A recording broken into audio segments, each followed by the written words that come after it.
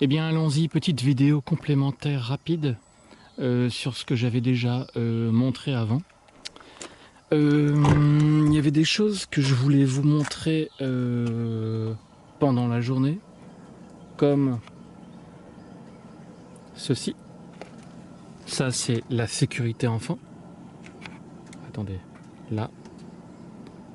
Là ici, on voit flou. Alors, attendez, là. Je baisse vers le bas, sécurité enfant, ok. Personne ne peut plus sortir. Je mets vers le haut. Et ils sont débloqués. Ensuite, pour la trappe à essence, si on vous demande, dans la Toyota Corolla, c'est comme dans tous les Toyota, hein, toutes les Toyota, c'est là par terre. Il y a un petit clip, une petite manette quoi, et vous tirez dessus et ça ouvre la trappe à essence. Vous vérifiez que le bouchon est bien fermé, vous dites le bouchon est bien fermé et voilà. Pour la pression des pneus, c'est ici, comme partout, enfin comme souvent, dans le montant de la portière. Alors là, vous voyez que pour un véhicule chargé, c'est 2,6 bars à l'avant et 2,4 bars à l'arrière. Pour un véhicule qui n'est pas chargé, 2,3 bars à l'avant, 2,1 bars à l'arrière. Quand je dis pas chargé ou chargé, ça veut dire ce que ça veut dire. Ça veut dire que vous êtes à 5 dans le véhicule, par exemple, avec des bagages. Ou vous allez faire un long trajet autoroutier. D'accord, vous dites bien ça. Ensuite, qu'est-ce que je voulais vous montrer aussi? Le capot moteur. Alors, le capot moteur, vous tirez ici, là, d'accord, hein. C'est sous la petite molette là qui règle les feux. Et j'ai débloqué le capot moteur. Alors, pour soulever le capot, c'est simple. Vous mettez votre main ici, là.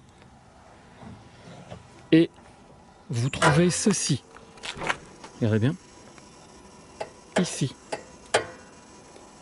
Là, comme ça. Alors, pour le choper, hein, vous posez votre doigt ici et vous appuyez vers le bas. Et là, vous le trouvez. D'accord? Une fois que vous l'avez ouvert, vous débloquez cette petite barre là.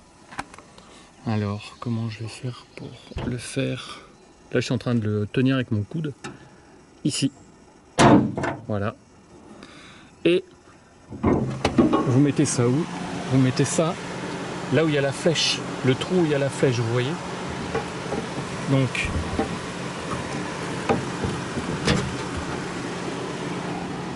c'est dur à faire. Voilà. Alors, je vais vous montrer tout ça. Dans cette voiture, vous avez deux moteurs. Vous avez le moteur électrique qui est ici. Ici. Et le moteur thermique qui est là. Vous avez donc le liquide de refroidissement ici du moteur électrique et le liquide de refroidissement ici du moteur thermique. Pour vérifier les niveaux, il y a toujours sur le bord des bidons des petites jauges. Vous avez low et full. C'est toujours écrit en anglais. Ici, tant que je suis là, ça c'est le liquide lave-glace. Et ici, si vous tirez la prise qui est là, eh bien, vous pouvez changer les ampoules. Ampoules que vous devez changer en portant des gants, si vous le dites, hein, parce que même des mains propres laissent une trace sur les ampoules et ça altère le fonctionnement. Ça, c'est la batterie. Alors si on vous demande où est-ce que vous branchez les COS, le rouge c'est sur le rouge comme d'habitude, mais le noir, ils prescrivent de le mettre ici. Ce qui est normal, hein, vous le mettez à la masse, à la terre, d'accord? Ensuite vous avez le liquide de frein qui est là. Alors si vous voulez regarder le niveau d'un liquide, hein, vous prenez le bidon là et vous le secouez, d'accord, hein? Vous le secouez et vous voyez le liquide qui bouge. Et vous voyez, comme d'habitude sur le côté, vous verrez low et full. Ensuite, qu'est-ce qu'on peut nous demander? Ah oui, là, c'est pour vérifier l'huile, comme dans tous les moteurs, hein. Il y a une jauge à l'intérieur, jauge que vous devrez vérifier à plat, à froid, parce que si vous le vérifiez pendant que le moteur est chaud, vous penserez qu'il n'y a plus d'huile, puisque toute l'huile est remontée dans le moteur. Il faut attendre qu'il soit froid pour que ça redescende. D'accord?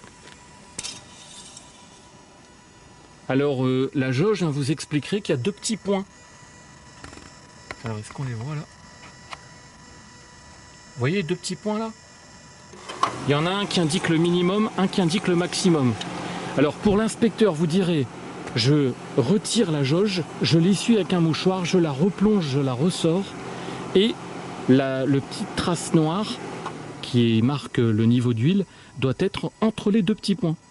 S'il n'y a plus d'huile, vous en rajoutez ici. Je cherche s'il n'y a pas d'autres questions et non, il n'y en a plus. Ok, liquide de refroidissement, liquide de frein, on l'a vu, liquide lave-glace, liquide, enfin l'huile. Non, c'est bon, il n'y a plus de questions. Vous avez vu, c'est simple. Alors, je remets la barre en clipsant bien pour fermer le capot. Je le mets à peu près ici, à 15 cm du haut, et je le lâche pour qu'il claque. Vous vérifiez, c'est bien fermé. Alors attendez, qu'est-ce que je voulais vous montrer aussi tant qu'il fait encore clair, parce que j'ai encore terminé tard et il va plus faire clair très longtemps. Je cherche. Ah oui, il y avait un truc là-bas. La déconnexion de l'airbag avant. On ne le voyait pas hier. C'est ça. Vous voyez, il suffit d'enfoncer ça dans dans la petite fente, là, une clé, n'importe laquelle, et vous tournez, vous le mettez sur off. Vous le déconnecterez. Et voilà. Tant que je suis là, je vais vous montrer quelque chose qui m'exaspère chez les élèves. C'est comment ils s'installent avec les rétroviseurs. Alors dans l'ordre, ce qu'on doit faire quand on s'installe, je répète vite fait pour que vous sachiez. Vous enlevez vos affaires, il y a 12 choses à faire et dans l'ordre. Et chaque chose a un ordre et c'est très logique. Première chose à faire, vous enlevez votre doudoune, vos manteaux, vous mettez vos affaires, votre téléphone portable éteint derrière et vous gardez que votre pièce d'identité. Ensuite, en numéro 2, vous réglez la hauteur de vos yeux avec le siège, d'accord Alors, vos yeux doivent être à la moitié du pare-brise. Et la manette qui permet ça, c'est celle-là.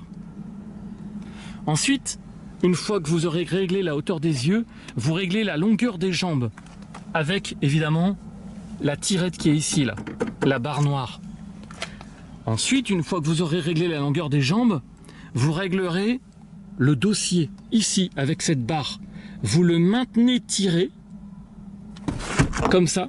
Vous réglez votre siège comme vous l'entendez, et quand il est bon, vous lâchez la manette. Alors, je vous donne un premier exemple de l'importance de l'ordre.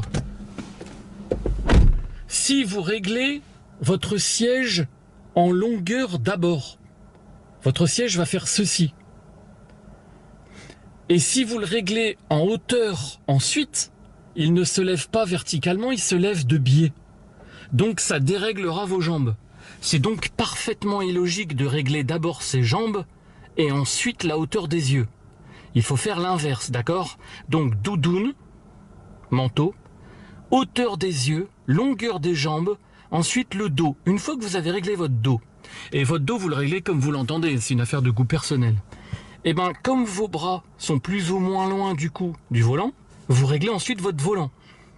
Pour régler votre volant, je vous conseille de faire ceci, quelque chose de logique quand même. Alors il y en a qui expliquent qu'il faut mettre les bras là comme ça, bon, ça me paraît un peu bizarre cette technique parce qu'il n'y a pas de... Enfin, je saisis pas vraiment quel est l'intérêt de faire ça. Une technique qui me semble plus logique est la suivante. Vous croisez vos bras, vous mettez un bras là, j'ai du mal à tenir la caméra sinon, et je mets un deuxième bras là, d'accord Je croise donc mes bras comme ceci, je vais essayer de me filmer là.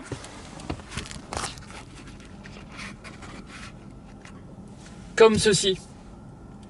Et ça, ça veut dire, si vous réussissez à croiser vos bras, que vous réussirez, alors je sais même pas si j'ai bien filmé, hein.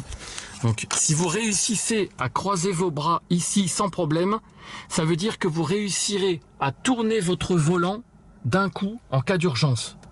Donc c'est une technique plus logique, vous croisez vos bras, vous attrapez votre volant, ça veut dire qu'il est bien réglé, en profondeur. Pour ce qui est de la hauteur, vous devez voir tous vos cadrans, d'accord? Ensuite, une fois que vous avez réglé le volant en hauteur, en profondeur, vous réglez votre appui-tête. Vous touchez le haut de votre tête, et il doit être égal au haut de l'appui-tête, ou évidemment, si vous êtes plus petit, en dessous du haut de l'appui-tête, mais jamais au-dessus. Ensuite, vous réglez, et c'est ça qui m'énerve, les rétroviseurs. Alors les rétroviseurs, dans l'ordre que vous voulez, hein. Pour ce qui est du rétroviseur qui est là-bas, voilà ce que vous devez voir, d'accord, hein? Combien de fois je vois des élèves qui font n'importe quoi. Alors, ici dans la Toyota, hein, vous voyez ce bouton champignon là, lui là, je le tourne à droite et ensuite je vais le pousser à gauche et à droite ou en haut et en bas. Vous voyez, je vais vous montrer ce que ça fait. Ce que je vois moi, je peux le bouger comme ça, vous êtes d'accord? Ou comme ça, ou comme ça. Alors il y en a, je les revois, mes élèves, je passe après eux, je vois qu'ils voient ça. Mais c'est n'importe quoi. Pourquoi vous faites ça? C'est encore un débile sur TikTok qui vous a dit de mettre comme ça pour regarder, pour faire vos batailles arrière, alors que je rappelle qu'on n'a pas besoin de rentrer dans la place du premier coup en bataille arrière. Enfin bref, je vous expliquerai ça dans la vidéo des batailles arrière. C'est n'importe quoi de faire ça, hein, d'accord, hein? Vous devez régler votre rétroviseur le plus haut possible pour voir le plus loin possible, parce qu'un rétroviseur, c'est fait pour voir loin. Et alors ça, c'est pour ce qui est de la hauteur, hein. Vous devez voir ici comme ceci. Alors ne dites pas à un inspecteur que vous devez voir les poignées de porte à l'arrière, hein. Vous devez dire quelque chose qui fonctionne avec tous les véhicules et tous les utilitaires et même les véhicules qui n'ont pas de portière à l'arrière. Donc vous devez dire, je dois avoir le plus petit morceau de ma carrosserie qui est sous la vitre arrière, ou le petit bout de la carrosserie qui est derrière, en bas à gauche de mon rétroviseur. C'est ça que vous devez dire pour expliquer à quelqu'un ce que vous faites pour vous régler. Donc là, je l'ai parfaitement réglé en hauteur, d'accord, hein, en hauteur c'est ça, hein, comme ça, hop. Je mets un tout petit bout de ma carrosserie là, en bas à gauche. Ensuite, latéralement, comme ça, je dois mettre un tout petit bout de ma carrosserie comme ça, vous voyez par là, je vois le plus grand angle possible, donc j'ai réduit mon angle mort. Angle mort que je peux regarder en regardant par là, d'accord, hein? Bien. Et donc vous devez voir, je répète, hein. Ah, on voit plus rien. Vous devez voir ceci, un tout petit bout en bas à gauche. Évidemment, de l'autre côté, vous devez voir un tout petit bout de votre carrosserie en bas à droite. Hop. Ici. D'accord, hein? Sur ma vidéo. Voilà. Pour ce qui est du rétroviseur intérieur, tout le monde comprend tout le temps. Il faut voir toute la lunette arrière, hein, d'accord? C'est facile. Ensuite, une fois que vous avez réglé vos 3 rétroviseurs, vous mettez votre ceinture. Vous demandez si tout le monde est attaché. D'accord, hein? C'est la seule différence entre l'examen et la vie de tous les jours. Dans la vie de tous les jours, quelqu'un qui est majeur paye son amende, il a le droit de s'attacher ou pas. Le jour de l'examen, vous êtes responsable de tout le monde, d'accord, hein?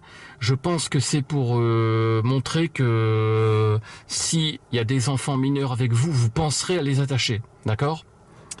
Qu'est-ce que j'ai encore à dire? Et à la fin, vous devez dire une petite phrase à la con qui est... alors... Là, vous voyez, je n'ai pas encore attaché ma ceinture, donc je vais l'attacher pour enlever le voyant rouge de la ceinture. Et vous voyez qu'il reste un voyant rouge d'allumé. C'est quoi ce voyant? C'est le logo des freins. C'est normal, j'ai mis mon frein à main. Quand vous partez le jour d'examen, vous enclenchez une vitesse. Par exemple, l'examen de Reims, vous êtes en épi avant, donc vous mettez votre marche arrière. Une fois que je mets la marche arrière, mon frein à main s'en va et je viens de retirer le dernier voyant rouge. Vous direz donc à l'inspecteur en numéro 12, vous direz « Je n'ai plus aucun voyant rouge d'allumé, je peux donc partir en toute sécurité. » Cette phrase, en fait, c'est juste parce que les inspecteurs en ont marre de voir des gens partir avec une porte ouverte, avec un frein à main enclenché ou avec une ceinture pas mise. Donc par cette simple phrase, ces 3 choses, vous les enlevez, d'accord? Alors n'oubliez pas, j'ai déjà vu des gens qui demandent à fermer les portes, d'accord, hein? Comme ça, si une porte est mal fermée, ça fait 2 fois le bruit. Au lieu de faire ça, ça fait ça. Mais ça n'élimine qu'un seul des 3 problèmes. Par une seule phrase, vous avez éliminé tous les problèmes, d'accord, hein? Voilà. Et ben c'est la fin. Je vous ai montré tout ce qu'il y avait à voir, je pense, et comment on s'installe en plus. Donc, je vais enfin pouvoir aller faire mes papiers ce soir, et je vous dis à demain.